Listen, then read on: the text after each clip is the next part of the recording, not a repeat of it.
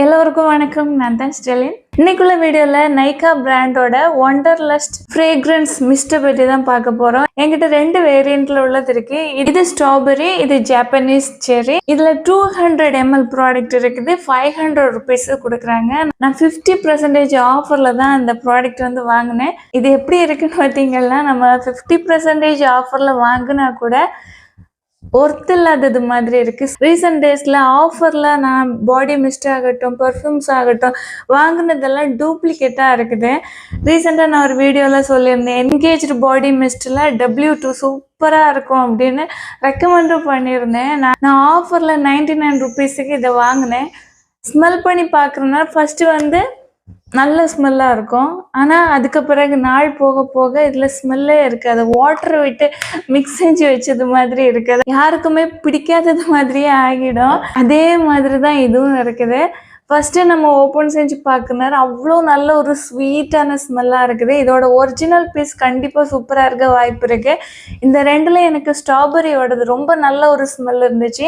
இதில் ஆனால் அந்தளவு ஸ்மெல்லே இல்லை. செரி பிளாசத்தில் ஸ்ட்ராபெரி வந்து நல்லா இருந்துச்சு. ஸ்ட்ராபெரியை ஸ்ப்ரே பண்ணுறதுனா நல்ல ஒரு கொஞ்சம் ஹெவியான ஸ்மெல் தான். ஆனால் ஸ்வீட்டான வெண்ணிலா, ஸ்ட்ராபெரி எல்லாமே சேர்ந்தது மாதிரி பியூட்டிஃபுல்லாக நல்ல ஒரு ஸ்மெல்லு.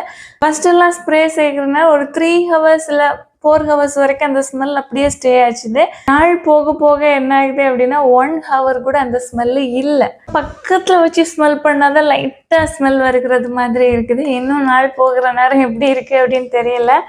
கண்டிப்பாக ஒரிஜினல் பீஸாக இருக்கிறதுக்கு வாய்ப்பே கிடையாது. ஓகேவா?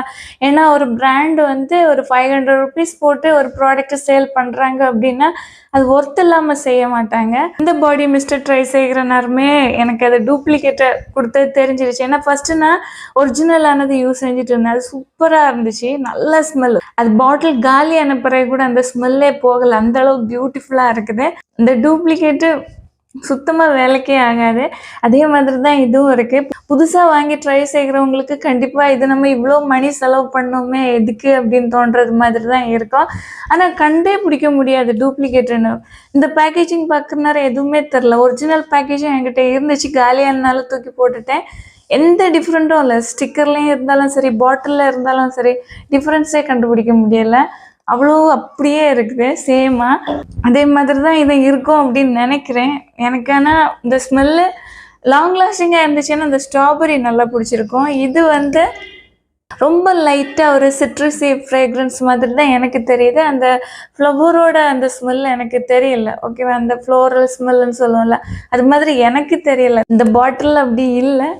வாங்குற நேரம் ஒரிஜினல் ப்ராடக்ட் கிடச்சிருச்சுன்னா ஓகே, இல்லை டூப்ளிகேட் ப்ராடக்ட் கிடச்சிருச்சுன்னா உங்களோட மணி வேஸ்ட்டாக போயிடும். பார்த்து வாங்குங்க.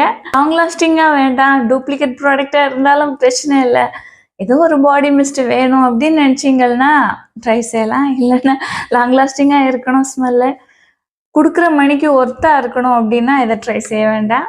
உங்களுக்கு விருப்பம் இருந்துச்சுன்னா நீங்கள் ட்ரை செய்யலாம். லிங்க் டிஸ்கிரிப்ஷன் பாக்ஸில் கொடுத்துருக்குறேன். வீடியோ யூஸ்ஃபுல்லாக இருந்துச்சுன்னா லைக் கொடுக்க மறந்துடாதீங்க. Thank you so much. Love you all.